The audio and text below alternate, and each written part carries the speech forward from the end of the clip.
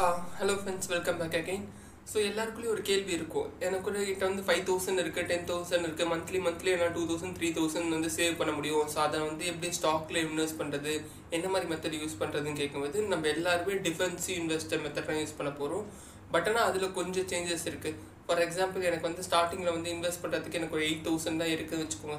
8000 10000 அந்த ரேஞ்சில் வந்தீங்கன்னா நம்ம டைவர்சிஃபை பண்ணக்கூடாது, ஒரே ஸ்டாக்கில் வாங்கணும். ஏன் ஒரே ஸ்டாக்கில் வாங்கணும்னு சொல்கிறதுக்கு மெயின் ரீசன் என்னன்னா, நீங்கள் டைவர்சிஃபை பண்ணி வாங்கினீங்கன்னா அந்த ஸ்டாக்கை வந்து திருப்பி உங்களால் விற்க முடியாது.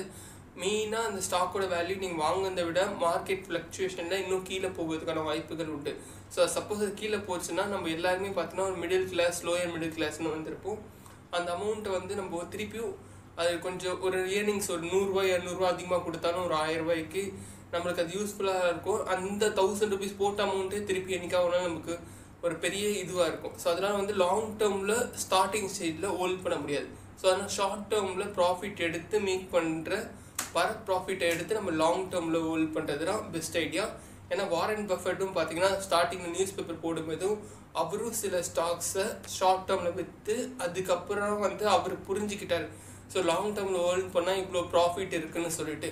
ஸோ எல்லாமே நம்மளோட லைஃப் எக்ஸ்பீரியன்ஸ் தான் லேர்ன் பண்ண முடியும். ஸோ அதனால மெயினாக வந்து நம்மளோட வலியை கொஞ்சம் கம்மி பண்ணிக்கணும். ஸோ எவ்வளோ நாள் நம்ம லாங் டேர்மில் ஹோல்ட் பண்ணுறோம் அவ்வளோ அளவுக்கு நம்ம பேஷன்ஸ் இருக்காது. ஸோ அந்த பேஷன்ஸ் ஹேண்டில் பண்ணுறது தான் மெயினாக பிஹேவியர் சயின்ஸ். இந்த ஸ்டாக் மார்க்கெட்டுக்குள்ளே நான் 10,000 rupees கொண்டு வந்துட்டேன். என்ன ஸ்டாக்கை வாங்குதுன்னா இப்போ இருக்க செக்டாரில் பார்த்தீங்கன்னா ஐடி செக்டார் மட்டும்தான், ஐடி ஃபார்மா செக்டார் மட்டும் தான் வளர போகுது.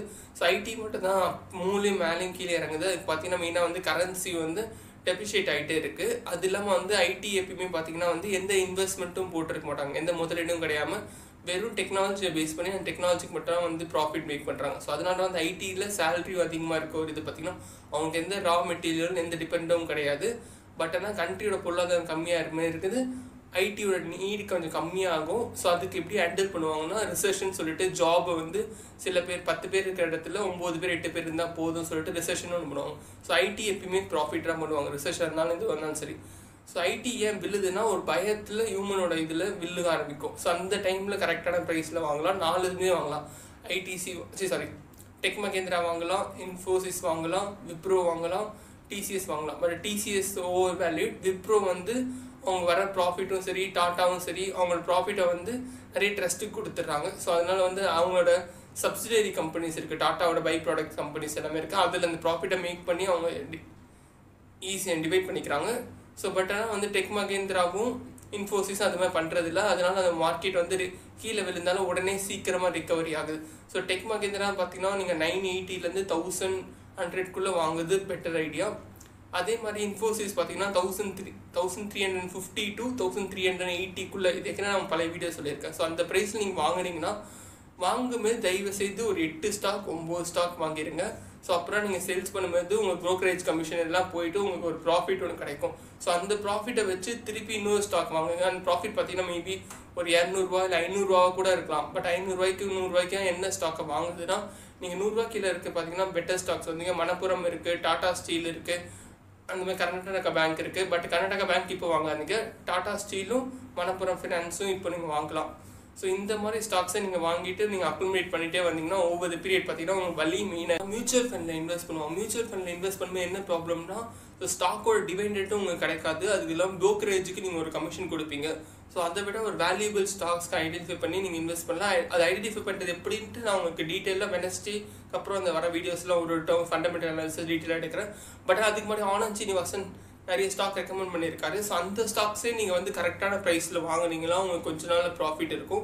பட் நம்ம லேட்டரில் இன்னொருத்தவங்க டிபெண்ட் பண்ணி இல்லாமல் அது எப்படி கண்டுபிடிக்கிறாங்க அது எல்லாமே நம்ம டீட்டெயிலாக நமக்கு. சப்போஸ் ஸ்டாக் மார்க்கெட் வந்து ப்ரைஸ் ஏறிட்டே போகுது, அந்த டைமில் என்ன பண்ணுறதுன்னா தயவு செஞ்சு நம்ம வெயிட் பண்ணி தான் ஆகணும். ஸோ அந்த வெயிட் பண்ணுற டைமில் நீங்கள் எஃப்டியில் போடலாம். எஃப்டியில் ஆன்லைன் எஃப்டிஸ் எல்லாமே நிறைய இருக்குது, எல்லா பேங்க்குமே ப்ரொவைட் பண்ணுறாங்க. 7 days மினிமம் லாக்இன் பீரியட் இருக்குது.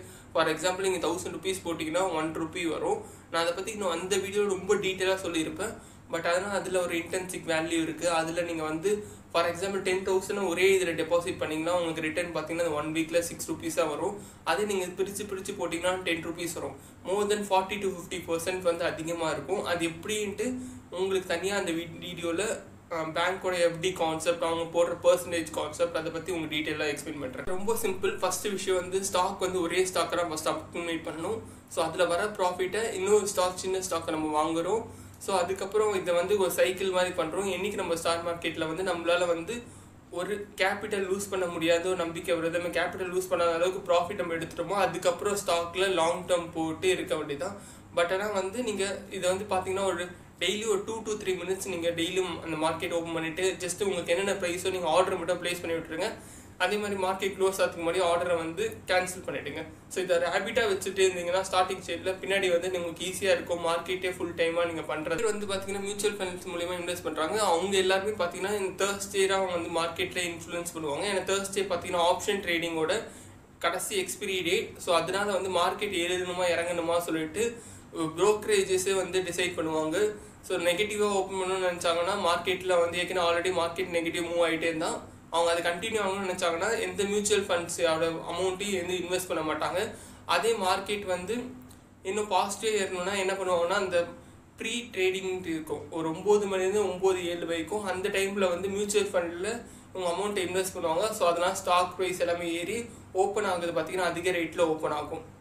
ஸோ இதனால் வந்து மார்க்கெட் அவங்க இன்ஃப்ளூயன்ஸ் பண்ணுவாங்க. தேர்ஸ்டே பார்த்தீங்கன்னா இந்த ப்ராப்ளம் இருக்கும். ஸோ அதனால் நீங்கள் வந்து தேர்ஸ்டே வந்து செல் பண்ணுறதுக்கு யூஸ் பண்ணிக்கலாம், பை பண்ணுறதுக்கு மார்க்கெட்டில் யூஸ் பண்ணாதீங்க.